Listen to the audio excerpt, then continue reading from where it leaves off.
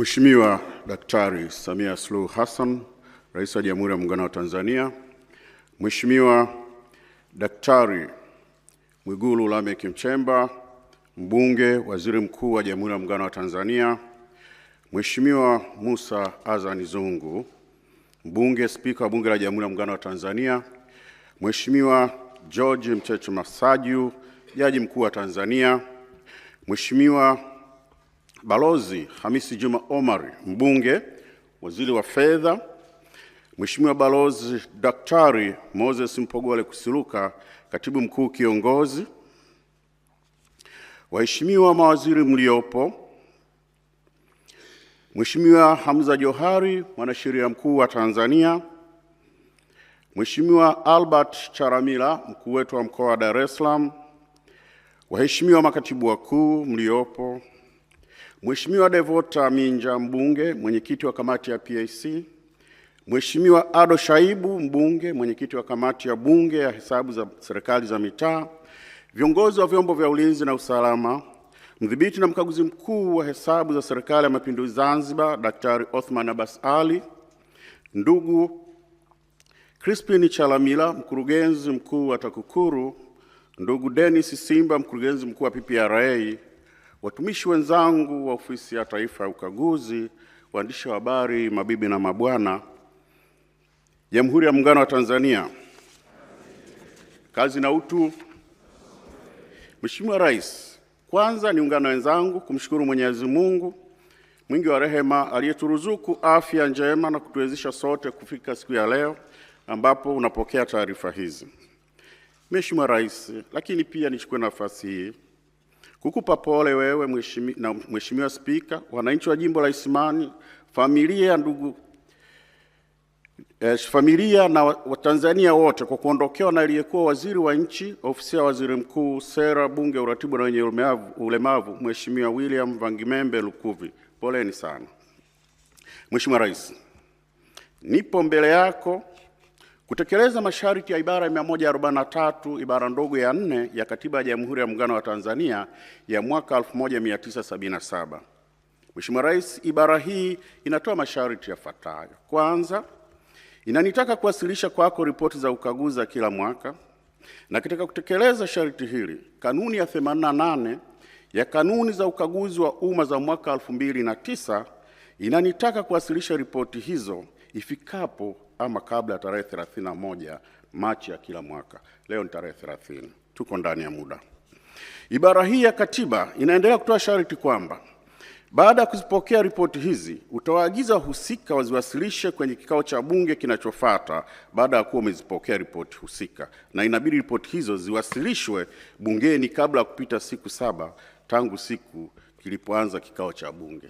Naambiwa kikao cha bunge kitaanza kesho. Tuko ndani ya muda.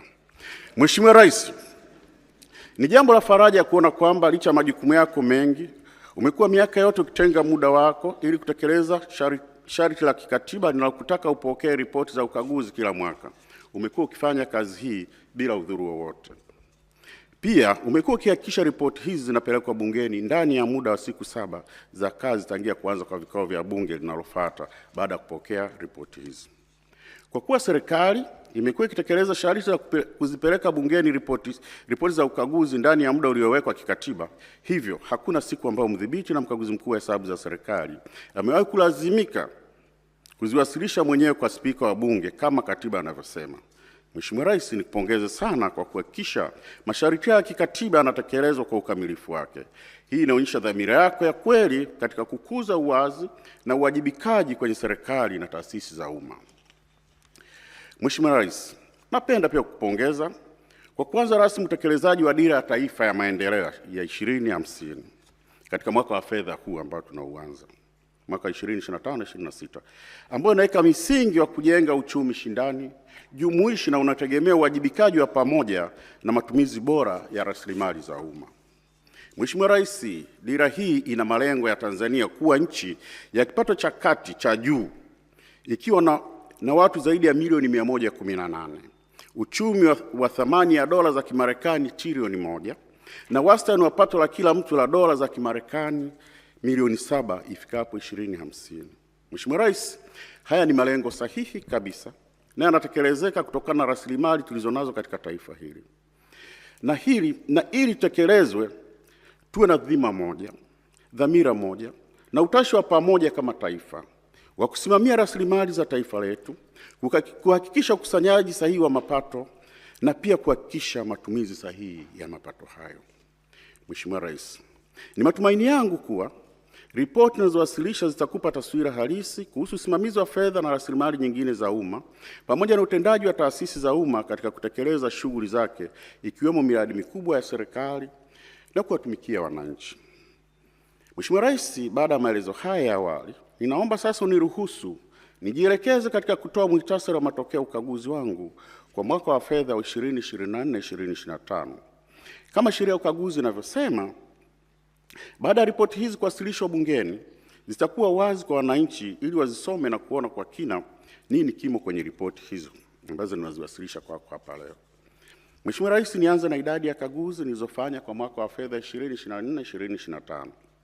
Kwa mwaka wa fedha 2024/2025 nimefanya jumla ya kaguzi 1553 za aina mbalimbali, zikihusisha kaguzi 1339 za hesabu za fedha, kaguzi 18 za ufanisi, kaguzi za kiufundi kwa njia real time audit 12, kaguzi za mifumo ya tehama 137 na kaguzi maalum na za kiuchunguzi 47, ambazo kati ya hizo kaguzi za kiuchunguzi na maalum 38 zimekamilika na 9 ziko katika hatua mbalimbali ya kukamilishwa.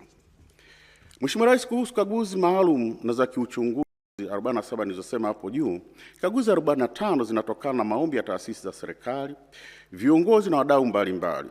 Kaguzi 2 nilizianzisha mimi mwenyewe.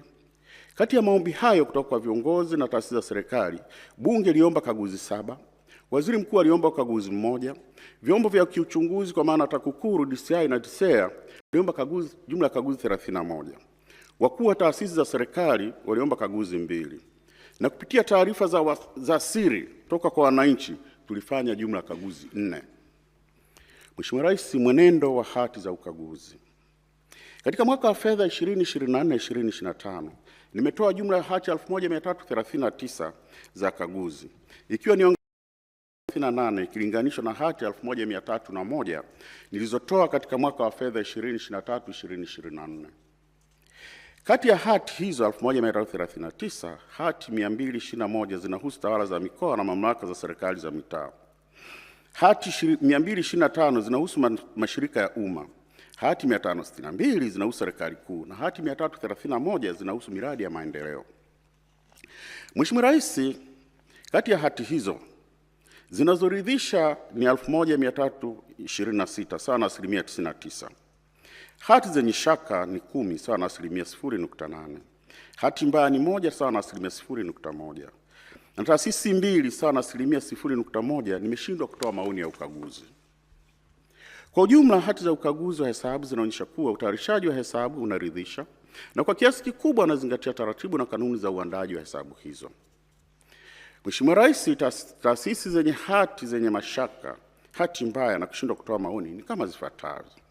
Kwanza, kwenye mashirika ya umma na taasisi zingine, kuna Bodi ya Korosho Tanzania imepata hati yenye mashaka, Kiwanda cha Madawa cha KECO imepata hati yenye mashaka, Bodi ya Chai Tanzania imepata hati yenye mashaka, Mamlaka Maji Safi na Usafi wa Mazingira Kyela Kasumuru nilishindwa kutoa maoni. Mheshimiwa Rais, serikali kuu na wizara, idara na wakala. Wakala wa Ufundi na Umeme Tanzania TEMESA imepata hati mbaya. Mamlaka Maji Safi na Usafi wa Mazingira Handeni Trunk Main imepata hati yenye mashaka. Mamlaka Maji Safi Usafi wa Mazingira Kondoa hati yenye mashaka.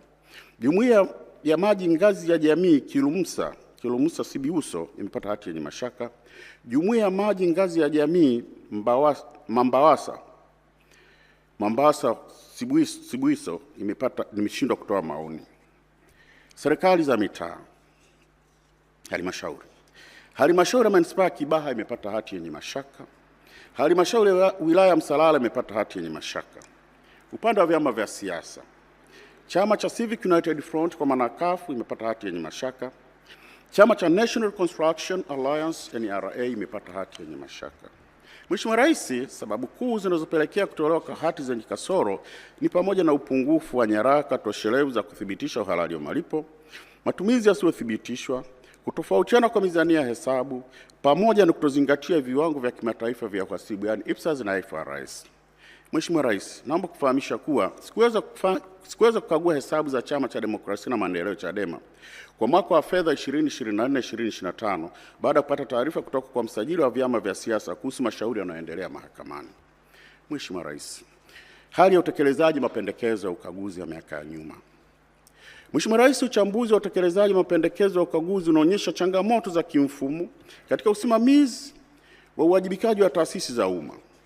Kati ya mapendekezo 38,181 yaliyotolewa miaka ya nyuma mpaka leo, ni asilimia 36.7 pekee yaliyotekelezwa kikamilifu, huku asilimia 43.5 yakiwa bado katika utekelezaji na asilimia 7.5 hayajatekelezwa kabisa.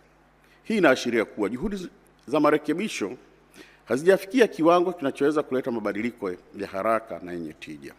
Vile vile, uwepo wa mapendekezo yanayodumu kwa kipindi cha miaka 7 hadi 20 bila kutekelezwa kunaonyesha changamoto ya kudumu katika ufuatiliaji wa utekelezaji pamoja na kushindwa kushughulikia vyanzo vya matatizo kwa maana root causes. Hali hii inaendelea kuhatarisha upotevu wa rasilimali za umma na kudhoofisha ufanisi wa taasisi. Mheshimiwa Rais, nikupe mifano ya hoja za muda mrefu. Mamlaka ya Mapato Tanzania ina madeni ya kodi yanayofikia takriban shilingi bilioni 7.24 ambayo yameendelea bila kukusanywa kwa zaidi ya miaka 17. Mamlaka ya Hifadhi ya Bahari na Maeneo ya Hifadhi ina madeni ya shilingi milioni 658 yanayodaiwa na jamii ya Mafia hajalipwa kwa zaidi ya miaka 15. Cashnut Board of Tanzania, mali na viwanja vyenye thamani ya takriban shilingi bilioni 3.28 bado havijapatiwa hati miliki kwa zaidi ya miaka 13, jambo linalohatarisha umiliki wa mali za serikali. Mheshimiwa Rais, utekelezaji wa mapendekezo mengine hauhitaji rasilimali, unahitaji tu taratibu za kufuta hasara kwa mujibu wa sheria, lakini taratibu hizo za kisheria zinachukua muda mrefu na kuacha hoja zikiendelea kuwepo kwenye orodha ya mapendekezo ambayo hayajatekelezwa. Kwa ujumla, mwenendo huu unaonyesha kuwa mfumo wa ufuatiliaji wa utekelezaji wa mapendekezo ya ukaguzi unahitaji kuimarishwa zaidi ili kuhakikisha matokeo ya ukaguzi yanakuwa nyenzo muhimu katika kuimarisha utendaji serikalini.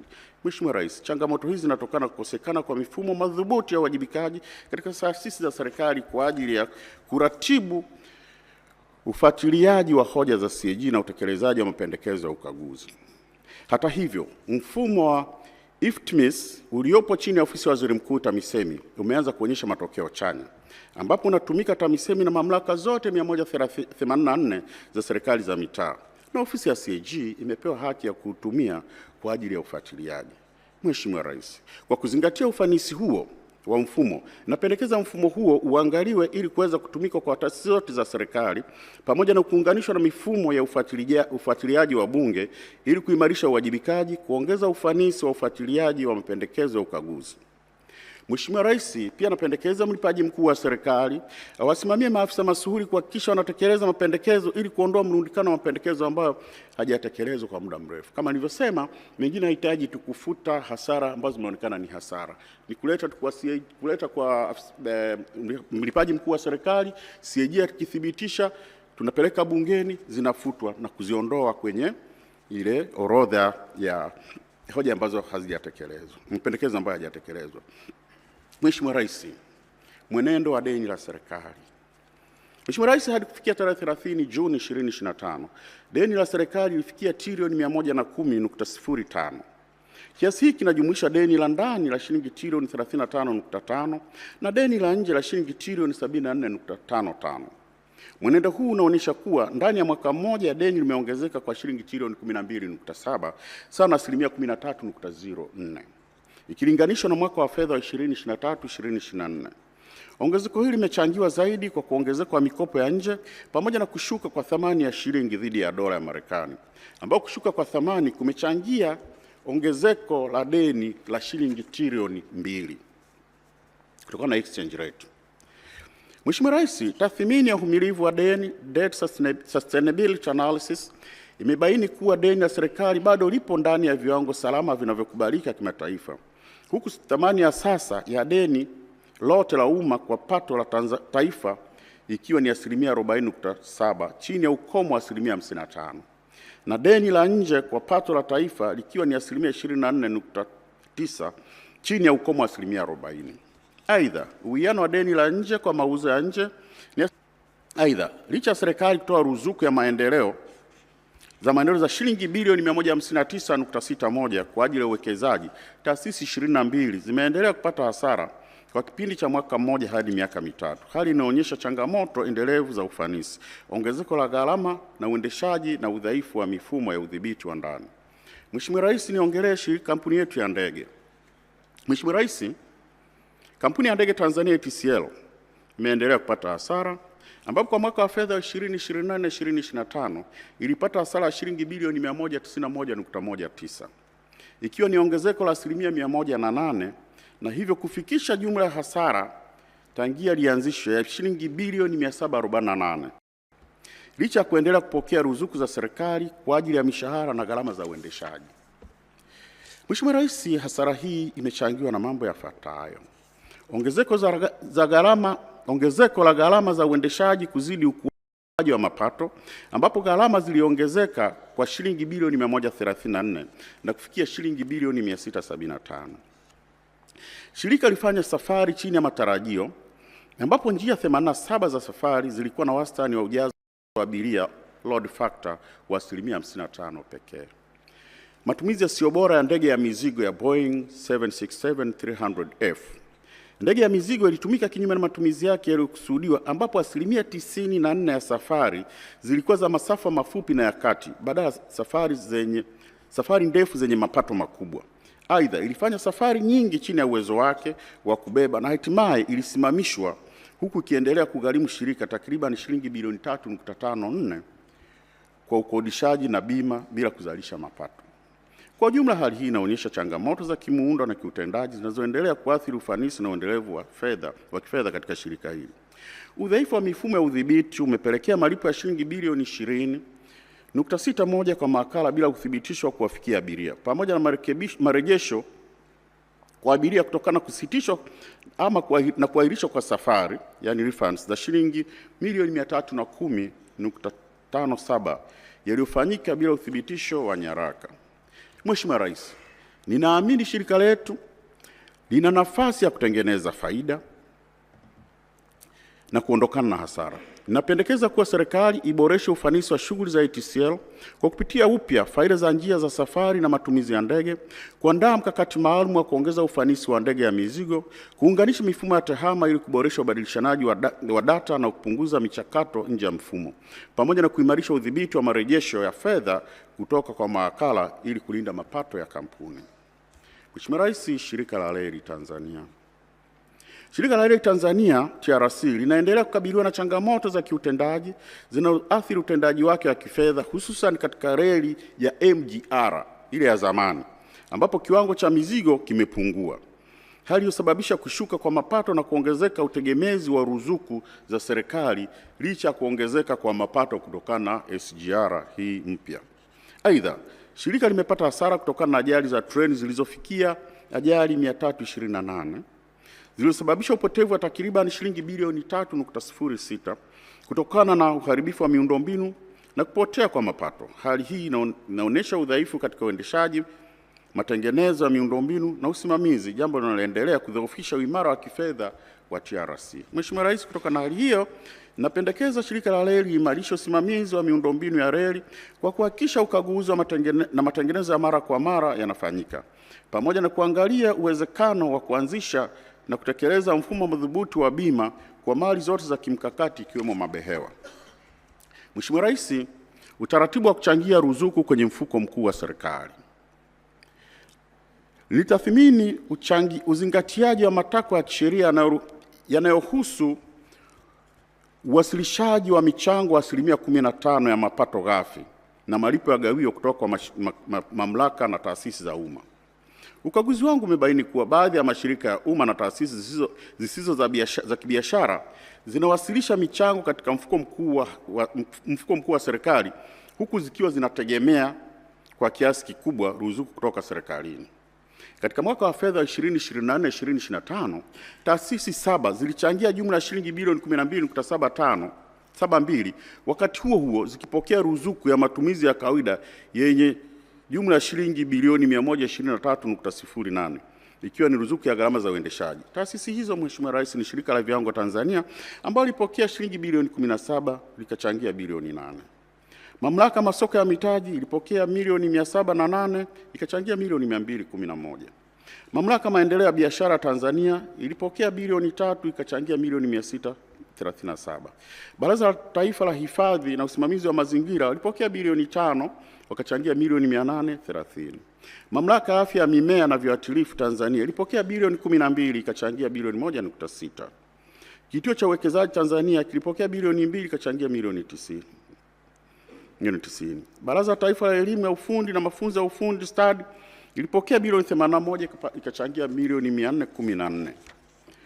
Kwa uchambuzi huu, mchango wa bilioni 12 ni takriban 10% tu ya ruzuku za shilingi bilioni 123, ikimaanisha kuwa kwa kila shilingi milioni 100 inayotolewa kama ruzuku, serikali inarejeshewa shilingi 10 pekee. Hali hii inaonyesha kuwa serikali kwa kiasi kikubwa shilingi 10 pekee. Hali hii inaonyesha kuwa serikali kwa kiasi kikubwa inajichangia yenyewe kupitia taasisi zake badala ya kupata mapato halisi ya ndani, jambo linalopunguza ufanisi wa sera ya mchango wa 15% na kuongeza utegemezi wa mashirika haya kwa ruzuku za serikali. Mheshimiwa Rais, napendekeza kwamba taasisi zinazopokea ruzuku za serikali, kiwango cha ruzuku kipunguzwe kulingana na mchango unaotarajiwa badala ya kuruhusu urejeshaji wa fedha zile zile kwa serikali. Shirika la Umeme Tanzania.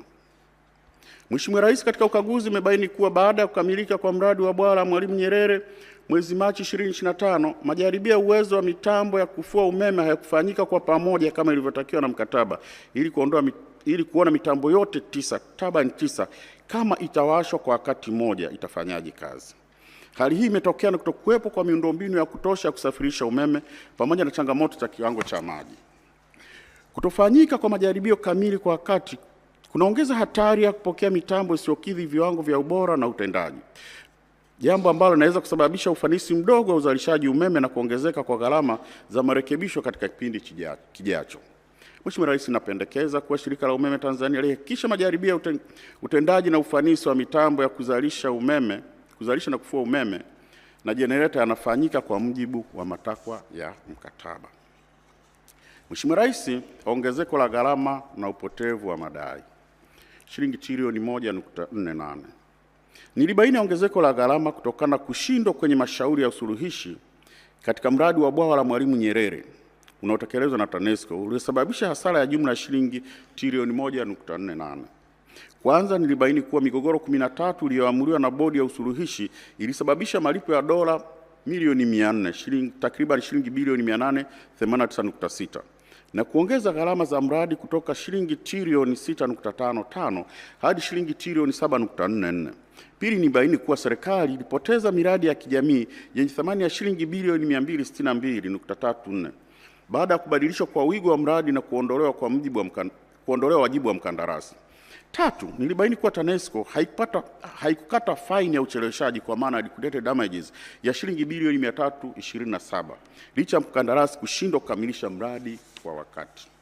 Hali hii inaonyesha udhaifu katika usimamizi wa mikataba na inaleta hasara kubwa kwa serikali. Mheshimiwa Rais, napendekeza kuwa serikali ifanye uchunguzi wa kina dhidi ya timu iliyosimamia mkataba huu ili kubaini kama kuna uzembe uliosababisha hasara hiyo baada ya kushindwa mashauri hayo.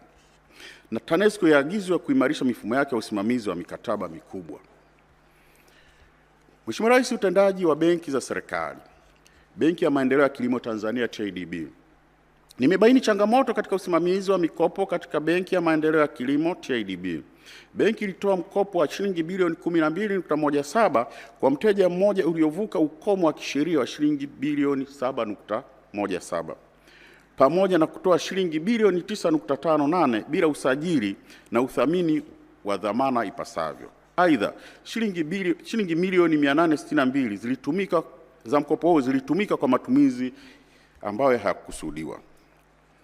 Vile vile, kwenye deni la shilingi bilioni 28.76 Mkopo wenye deni ya mkopo wa shilingi bilioni 28.76 umechelewa kwa siku 542, lakini bado unaainishwa kama unaolipika, kinyume na miongozo ya Benki Kuu Tanzania. Hali hii inaonyesha udhaifu katika tathmini, utoaji na ufuatiliaji wa mikopo na unaweka hatari ya upotevu wa fedha za umma pamoja na kudhoofisha uimara wa fedha kwenye benki. Mheshimiwa Rais, napendekeza kuwa Benki ya Maendeleo ya Kilimo ichukue hatua za kisheria mara moja kutaifisha na kuuza dhamana za wadaiwa sugu wote ili kufidia fedha za serikali, sambamba na kuchukua hatua za kinidhamu kwa maafisa walioidhinisha mikopo bila kufuata taratibu na kuhakiki dhamana. Benki ya Maendeleo TIB na kampuni yake tanzu ya rasilimali. Mheshimiwa Rais, nimebaini kuwa Benki ya Maendeleo TIB na kampuni yake tanzu ya TIB rasilimali zinakabiliwa na changamoto kubwa ya kifedha na kiutendaji. Benki ina upungufu wa mtaji wa msingi core capital wa shilingi bilioni 44.43 dhidi ya kiwango cha shilingi bilioni 200 kinachotakiwa kisheria, na inakabiliwa na uhaba mkubwa wa ukwasi, hali inasababisha kushindwa kulipa madeni yaliyoiva yenye thamani ya shilingi bilioni 373.14 huku ikiwa na rasilimali chache za ukwasi. Aidha, kiwango cha mikopo chechefu kimeongezeka hadi 29% juu ya ukomo wa 5% unaotakiwa na Benki Kuu Tanzania, pamoja na kuwepo kwa mapungufu katika usimamizi wa mikopo na dhamana, ambapo mikopo yenye thamani ya shilingi bilioni 14.95 haina nyaraka sahihi za dhamana. Vile vile deni la shilingi bilioni 37 linalodaiwa na Ofisi ya Msajili wa Hazina tangu mwaka 2019 bado halijalipwa, huku kampuni tanzu ya TIB rasilimali ikiendelea kupata hasara kwa miaka 5 mfululizo. Hali hii inaonyesha udhaifu wa kifedha na kiutendaji unaohatarisha uendelevu wa benki pamoja na uwezo wake wa kutekeleza majukumu yake ya maendeleo. Mheshimiwa Rais, kutokana na matokeo haya, napendekeza serikali ifanye tathmini ya kina ya faida na hasara kwa maana cost benefit analysis ili kuamua kama inafaa kuendelea kuweka mtaji mpya kwenye Benki ya Maendeleo TIB au kuhamisha majukumu yake kwenda benki nyingine ya serikali. Vile vile napendekeza kuchukua maamuzi ya kimkakati yanaweza kuhusisha kuiunda upya kwa maana restructuring au kuiunganisha kampuni ya TIB rasilimali ili kupunguza hasara kwa serikali. Mheshimiwa Rais, katika kuangalia jinsi ya kuunganisha hii benki ama kuifuta, tuwe makini tusije chukua tatizo la TIB na kupeleka kwenye benki nyingine kama ilivyotokea hapo siku za nyuma. Lakini serikali iendelee na utaratibu wa kuyabaini mashirika na taasisi za umma za aina hii na kuziunganisha kwa kufuata taratibu za kisheria ili kuleta ufanisi kwenye serikali. Mheshimiwa Rais, utendaji wa mifuko ya hifadhi ya jamii. Nimebaini udhaifu katika usimamizi na ukusanyaji wa michango katika mifuko ya hifadhi ya jamii ambapo jumla shilingi takriban shilingi trilioni 2.24 bado hazijakusanywa kutoka kwa waajiri, ikiwa ni ongezeko la 85% ikilinganisha na mwaka uliopita. Hali hii inaonyesha changamoto zinazoendelea katika ufuatiliaji na utekelezaji wa ukusanyaji madeni. Mfuko wa Taifa wa Hifadhi ya Jamii NSSF unadai shilingi trilioni 2.09, ongezeko la 99%, ambapo shilingi bilioni 562.63 zimepitiliza zaidi ya miezi 12 bila kukusanywa. Mfuko wa Hifadhi ya Jamii kwa Watumishi wa Umma kwa maana PSSSF unadai shilingi bilioni 89.81, huku madeni yamejikita kwenye taasisi chache ikiwemo TAZARA na shilingi bilioni 54.09 zimepitiliza muda. Mfuko wa fidia kwa wafanyakazi unadai shilingi bilioni 59.45, ongezeko la 5.3%, ambapo shilingi bilioni 30.24 zimechelewa kukusanywa. Kwa ujumla zaidi ya shilingi bilioni 666 zimepitiliza mwaka mzima bila kukusanywa. Hali inaonyesha udhaifu mkubwa wa ufuatiliaji na utekelezaji wa sheria na hivyo kuhatarisha ukwasi wa mifuko pamoja na uwezo wake wa kulipa mafao ya wanachama kwa wakati. Napendekeza kuwa mifuko iingie mikataba rasmi ya malipo na waajiri yenye mpango mahususi wa ulipaji, structured settlement plan. Pia mifuko imarishe ufuatiliaji na utekelezaji wa sheria ili kuhakikisha marejesho ya madeni yanafanyika kwa wakati. Sekta ya afya. Mheshimiwa Rais, ukaguzi umebaini udhaifu wa kimfumo katika usimamizi wa mnyororo wa ugavi wa dawa na vifaa tiba katika bohari ya dawa MSD, unaojitokeza kuanzia hatua ya upokeaji hadi usimamizi wa hifadhi na usambazaji. Katika hatua ya upokeaji, MSD ilipokea dawa na vifaa tiba vyenye thamani ya shilingi bilioni 20.28 vilivyokuwa na muda mfupi wa matumizi, kinyume na miongozo inayotaka kuwe na angalau 80% ya muda wa matumizi. Hali hii imetokana na uhaba wa dawa pamoja na udhaifu katika mifumo ya ufuatiliaji wa bidhaa zinazopokelewa. Matokeo ya udhaifu yanaonekana katika hatua ya usimamizi wa akiba, ambapo MSD ilikuwa na dawa zilizokwisha muda zenye thamani ya shilingi bilioni 18.74, bidhaa zilizoharibika za shilingi bilioni 707.82, pamoja na dawa za bilioni 2.95 zilizo karibu kuisha muda wake katika baadhi ya kanda. Vile vile nimebaini kuwa vifaa tiba vyenye thamani ya shilingi bilioni 5.17 havitumiki katika vituo vya kutolea huduma za afya vya halmashauri 28. Pia napendekeza kuwepo kwa utaratibu madhubuti utakaowezesha hazina kukata fedha kutoka. Mfano wa changamoto wa miradi hiyo ni kama ifuatavyo: UWASA, miradi yenye thamani ya shilingi bilioni 763.6 ambapo miradi 435 imechelewa kukamilika na miradi 9 imetelekezwa. TANROADS, miradi yenye thamani ya shilingi bilioni 754.17 ambapo miradi 33 imeathirika ikiwemo miradi 21 iliyosimama au kutelekezwa. Mamlaka ya serikali za mitaa, miradi yenye thamani ya shilingi bilioni 108.49 ambapo miradi 671 inasuasua, miradi 215 imesimama hadi miaka 13 na miradi 14 imekamilika lakini haitumiki. TARURA, miradi yenye thamani ya shilingi bilioni 105.56 ambapo miradi 47 imetelekezwa na wakandarasi. Hali hii imepelekea wananchi kukosa huduma muhimu kwa wakati, kuongezeka kwa gharama za miradi na miundombinu kuanza kuharibika kabla ya kukamilika, hivyo kusababisha hasara kwa serikali. Mheshimiwa Rais, udhaifu katika ununuzi wa mradi wa ujenzi wa uwanja wa Arusha. Nilibaini mapungufu katika ununuzi wa mradi wa ujenzi wa uwanja wa mpira wa Arusha wenye thamani ya shilingi bilioni 338.54. Hali inayoashiria kukosekana kwa thamani halisi ya fedha katika matumizi ya rasilimali za umma. Kwanza, kulikuwa na tofauti kubwa kati ya makadirio na thamani ya mkataba, ambapo mradi ulikadiriwa kugharimu shilingi bilioni 187 lakini ulisainiwa kwa shilingi bilioni 338.54 sawa na ongezeko la 81%. Hali hii inaonyesha kuwa makadirio hayakuwa sahihi na liathiri maamuzi ya kibajeti pamoja na utekelezaji wa mradi. Pia mkandarasi alipatikana kwa njia ya mzabuni mmoja, yani single source, kwa kisingizio cha dharura bila kuwepo ushahidi wa hali hiyo. Hii iliondoa ushindani ambapo ungeweza kuhakikisha upatikanaji wa bei nafuu na kulinda maslahi ya serikali.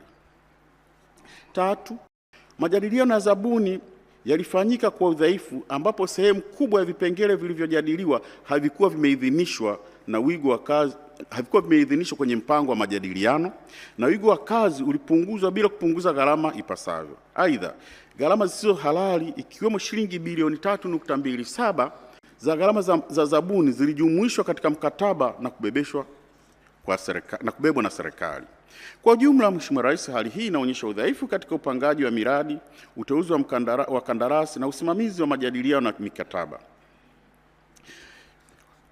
Udhaifu unaweza kusababisha matumizi yasiyo na tija na kukosekana kwa thamani halisi ya fedha za umma.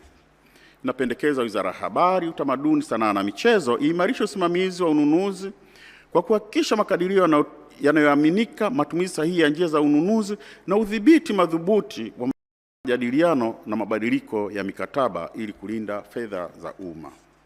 Sekta ya maji. Mheshimiwa Rais, naomba kufahamisha kuwa upotevu wa maji, non-revenue water, umeendelea kuisababishia serikali hasara kubwa, ambapo katika mwaka wa fedha 2024/2025 wastani wa upotevu wa maji umeongezeka hadi kufikia 35% kutoka 32%, kiwango kilicho juu ya lengo la kitaifa la kutozidi 20%. Hali hii imesababisha hasara ya takriban shilingi bilioni 248.78, huku baadhi ya mamlaka zikionyesha viwango vya juu vya upotevu wa maji, ikiwemo Same Mwanga ambapo wanazalisha 100, 70% zinapotea. Dar es Salaam, 53% ya maji yanayozalishwa yanapotea. Morogoro, 50% ya maji yanayozalishwa yanapotea.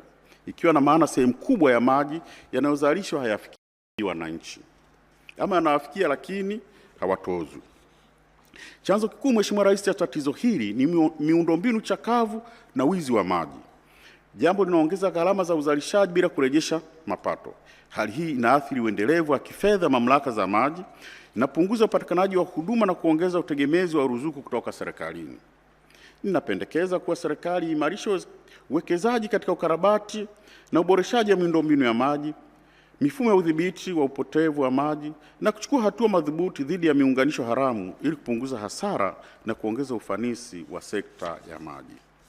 Ukaguzi wa balozi. Mheshimiwa Rais, katika ukaguzi wangu nimebaini kuwa licha ya Wizara ya Mambo ya Nje kupitia balozi zake kubaini fursa mbalimbali za uwekezaji na ushirikiano kutoka nje ya nchi, utekelezaji wake umekuwa na changamoto kutokana na kutokuwepo kwa utaratibu madhubuti kati ya wizara za kisekta na taasisi husika.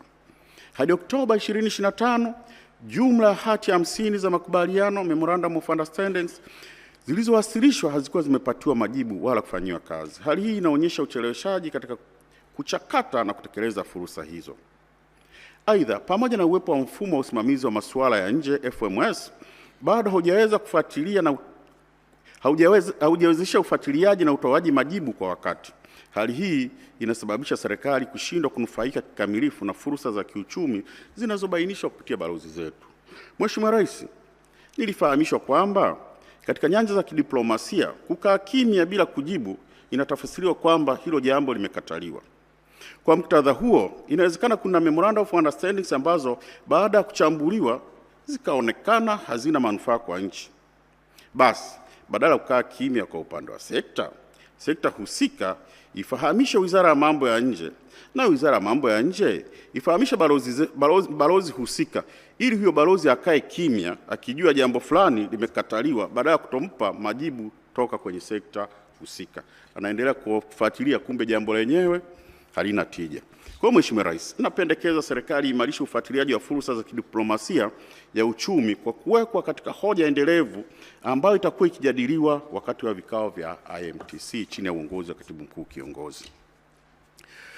Usimamizi wa jengo la serikali lililopo New York. Nilibaini kuwa serikali imepoteza zaidi ya dola za Marekani milioni 13.5 kutokana na usimamizi dhaifu wa jengo lake lililopo New York. Upotevu huu unatokana na kushindwa kuwasilishwa kwa mapato ya kodi ya pango yaliyokusanywa, kuwepo kwa madeni ya pango ambayo hajalipwa, pamoja na kutotumika kwa baadhi ya maeneo ya jengo kwa muda mrefu. Licha hatua za kubadilisha msimamizi wa jengo, fedha zilizopotea bado hazijarejeshwa na hatua za uwajibikaji dhidi ya wahusika hazijakamilika.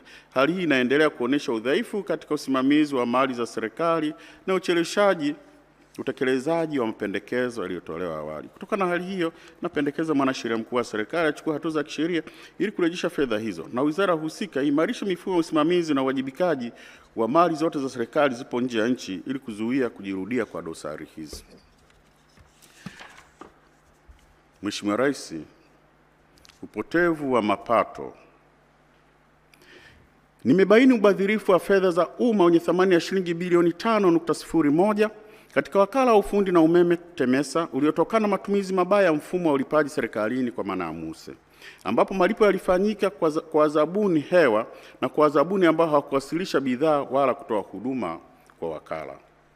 Udanganyifu huu ulifanyika kupitia matumizi ya moduli ya malipo ya pamoja kwa maana bulk payment iliwezesha kulipwa kwa zabuni wasiosajiliwa kwenye mfumo, pamoja na moduli ya hati za malipo normal voucher ambapo malipo yalifanyika bila uthibitisho wa kupokelewa kwa bidhaa au huduma. Kwa mfano, jumla ya shilingi bilioni 2.95 zililipwa kwa zabuni hewa katika mikoa mbalimbali na shilingi bilioni 2.04 zililipwa bila uthibitisho wa huduma, ikiwemo shilingi bilioni 1.95 kwa mzabuni mmoja.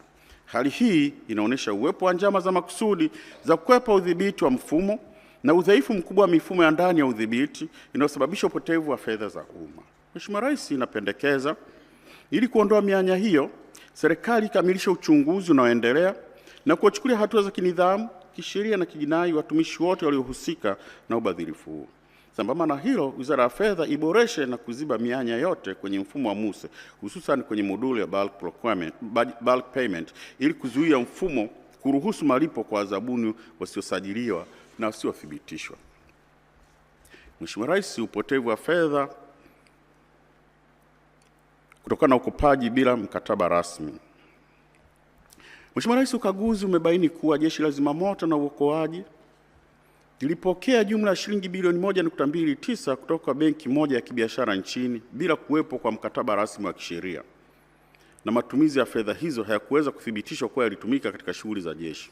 Kutokana na hali hiyo, benki hiyo ilikata shilingi milioni 948.44 moja kwa moja kutoka kwenye akaunti ya jeshi kama marejesho ya fedha hizo. Hali hii imesababisha hasara kwa serikali, kudhoofisha utekelezaji wa shughuli za uokoaji na inaashiria ukiukwaji wa sheria ya fedha za umma pamoja na viashiria vya makosa ya jinai.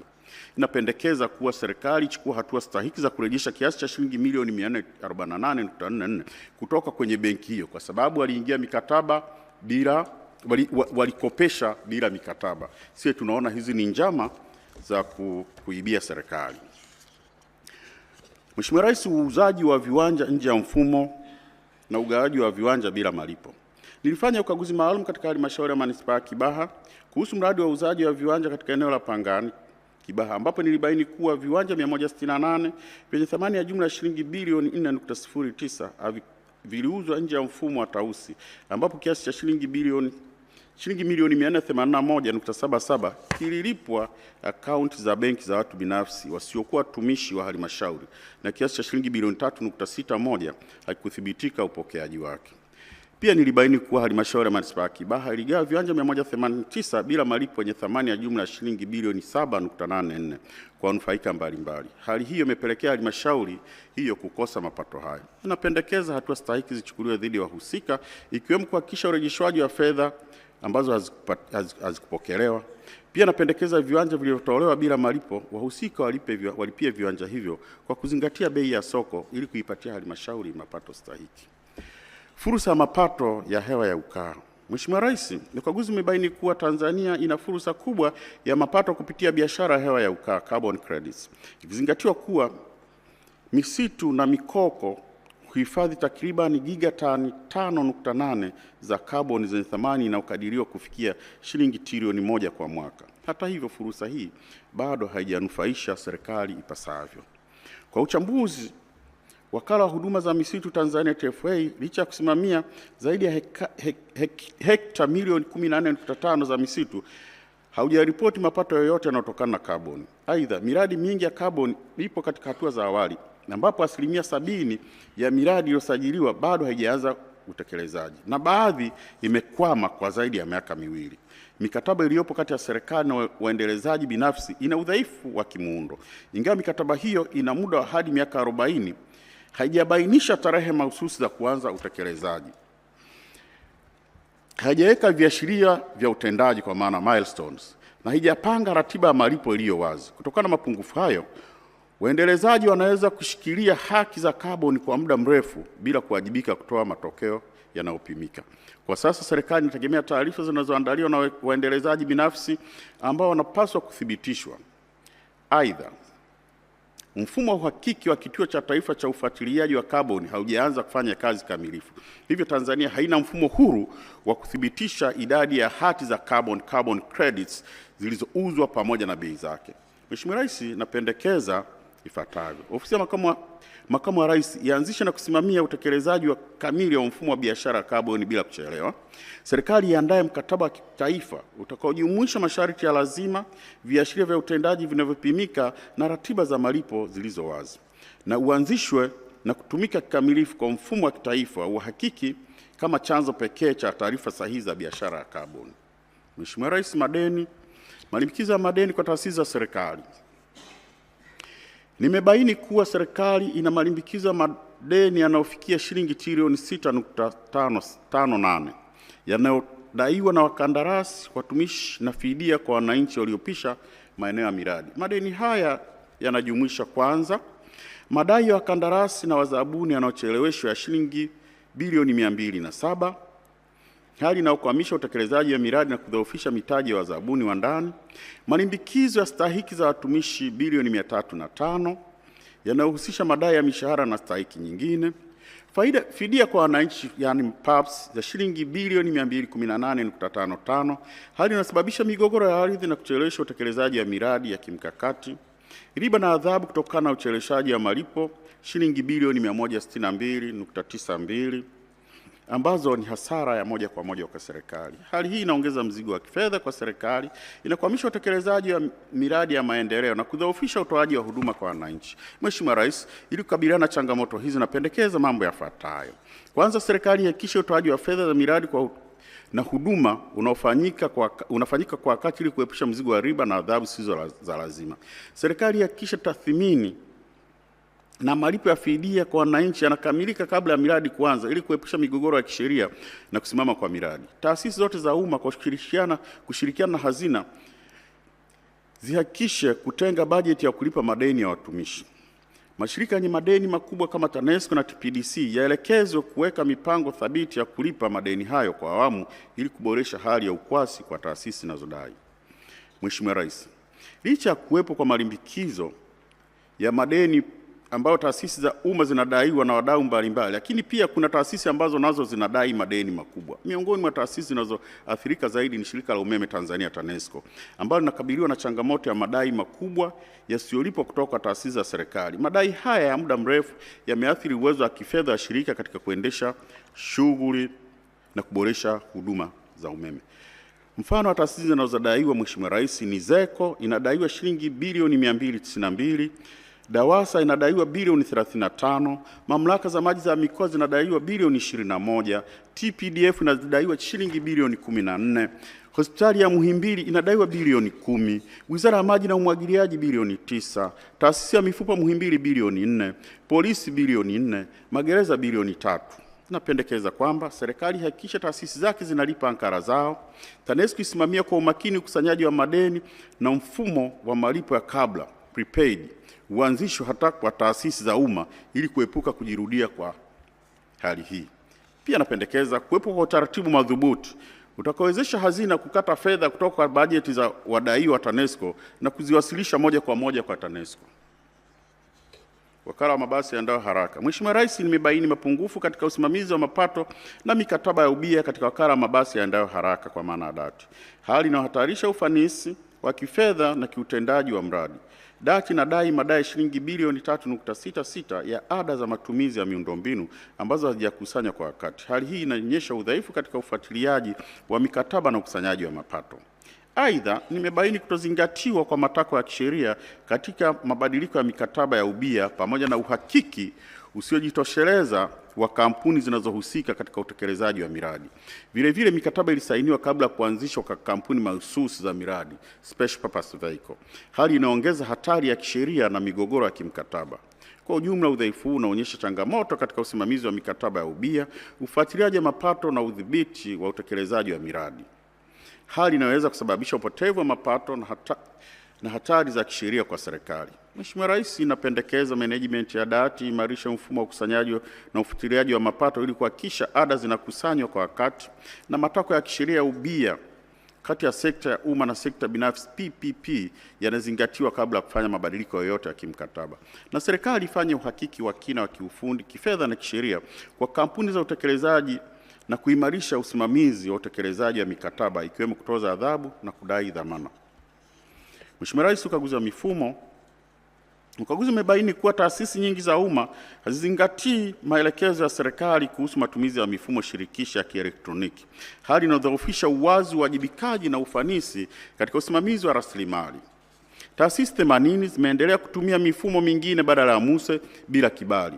Taasisi 59 zilifanya manunuzi ya shilingi bilioni 9.9 nje ya mfumo wa NeST, na mamlaka za serikali za mitaa 23 zilikusanya mapato ya shilingi bilioni 6.65 nje ya mfumo wa Gotham Homes. Mheshimiwa Rais, ukaguzi umebaini uwepo wa mifumo ya tehama inayoshabihiana na isiyounganishwa katika baadhi ya taasisi za umma, hali inayosababisha urudufu wa kazi, gharama kubwa za uendeshaji na kutokuiana kwa taarifa. Mfano, Tume ya TEHAMA ina mifumo miwili inayotekeleza majukumu yanayofanana. Wakala wa usajili wa biashara na leseni una mifumo minne kwa kazi zake za msingi, na taasisi kama Mamlaka ya Udhibiti wa Mbolea Tanzania, Mamlaka ya Viwanja vya Ndege Tanzania pamoja na Ofisi ya Taifa ya Takwimu zina mifumo zaidi ya moja inayofanya kazi zinazofanana. Hali hii inapunguza ufanisi wa utoaji huduma, inaongeza gharama zisizo za lazima na inaashiria udhaifu katika uratibu wa usimamizi wa mifumo ya tehama serikali. Mheshimiwa Rais, napendekeza serikali kupitia Wizara ya Fedha na Hazina hakikisha matumizi ya lazima ya MUSE na mfumo mingine shirikishi kwa taasisi zote kwa kuimarisha ufuatiliaji na utekelezaji wa maelekezo.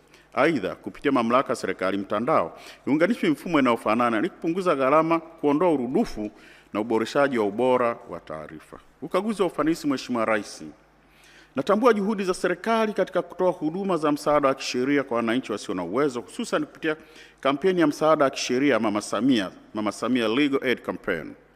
Huduma za msaada wa kisheria bado zimejikita zaidi mijini, huku takriban asilimia 30 ya watoa huduma wakiwa Dar es Salaam.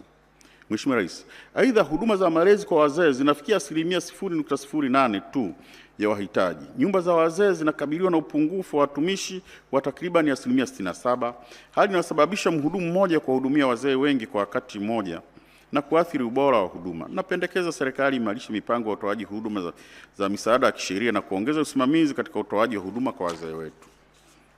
Mheshimiwa Rais, natambua juhudi za serikali katika kuimarisha usalama wa chakula nchini kupitia ujenzi wa upanuzi wa miundombinu ya kisasa ya kuhifadhi nafaka, usimamizi wa akiba hifadhi nafaka ya kimkakati strategic grain reserve bado una changamoto zinazoathiri uthabiti wa bei za chakula. Ununuzi wa nafaka ulifikia wastani wa asilimia 58 ya malengo, huku uwezo wa kuhifadhi nafaka ukiwa tani 303,000 tu dhidi ya lengo la tani 700,000. Aidha, gharama ya ununuzi iliongezeka kutoka shilingi 496,120 hadi 813,496 kwa tani kutokana na matumizi ya fedha za manunuzi yasiyo na tija. Vile udhibiti dhaifu wa ubora pamoja na miundombinu duni ya uhifadhi uliathiri ubora na usalama wa hifadhi ya nafaka. Napendekeza serikali imarishe mpango wa ununuzi wa nafaka, kuboresha utaratibu wa upatikanaji wa fedha, kuimarisha matengenezo ya maghala na kuanzisha mifumo madhubuti ya usimamizi wa hifadhi ya nafaka za kimkakati ili kuongeza hifadhi ya chakula na kuimarisha uthabiti wa bei. Changamoto katika usimamizi wa usalama na afya mahala pa kazi. Mheshimiwa Rais, ukaguzi umebaini kuwa Mamlaka ya Usalama na Afya Kazini haikusajili takriban asilimia 79 ya maeneo ya kazi yaliyobainishwa nchini, hali iliyochangiwa na ushirikiano usiojitosheleza kati ya taasisi husika. Aidha, uwiano wa madai ya fidia yaliyolipwa ulipungua kutoka asilimia 81 mwaka wa fedha 2021/2022 hadi asilimia 53 mwaka wa fedha 2024/2025 kutokana na ongezeko la madai pamoja na ucheleweshaji wa uchakataji wake. Napendekeza serikali imarishe usajili wa ukaguzi wa maeneo ya kazi pamoja na kuboresha mifumo ya kushughulikia madai ya fidia kwa wakati. Mheshimiwa Rais, ukaguzi umebaini kuwa uhimilivu wa kifedha wa serikali unaendelea kukabiliwa na changamoto kutokana na ukuaji mdogo wa mapato yasiyo ya kodi.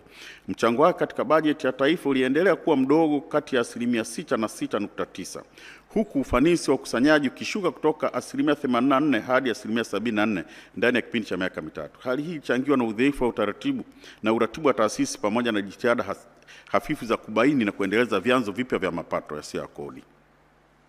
Mheshimiwa Rais, naongelea mapato yasiyo ya kodi, sio mapato ya kodi yanayokusanywa na TRA.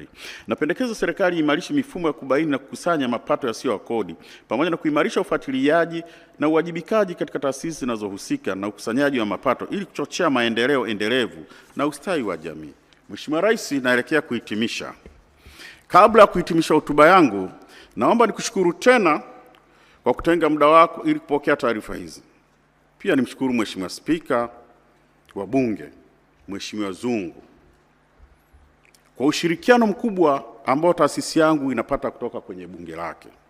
Niwashukuru makatibu wakuu na wakuu wote wa taasisi za umma kwa ushirikiano wao wakati wote wa ukaguzi. Bila wao nisingeweza kumaliza ukaguzi huu. Nashukuru sana kwa ushirikiano mkubwa. Niwashukuru na kuwapongeza watumishi wa Ofisi ya Taifa ya Ukaguzi, Kwa kutekeleza majukumu yao kwa weledi na kujituma, wao wamekuwa wakiona mimi na baini. Nawashukuru sana.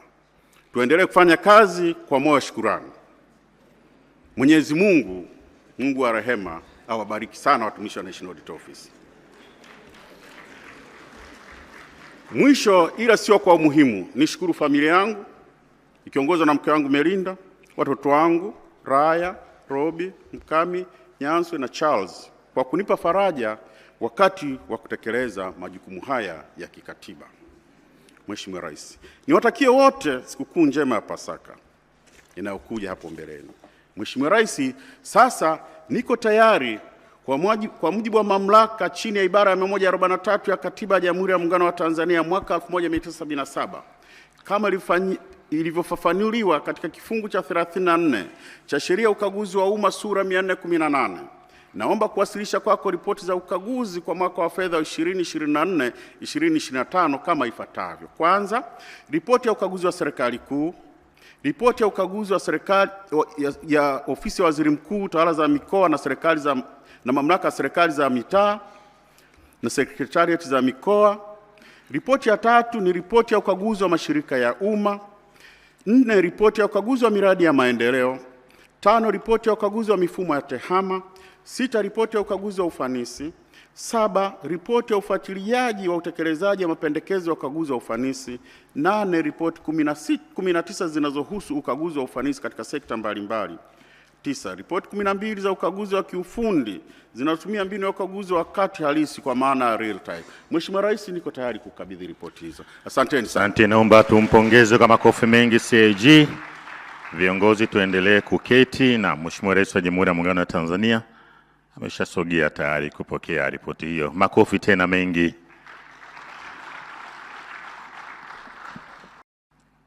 Hizo ripoti za CAG ziko nyingi kweli kweli.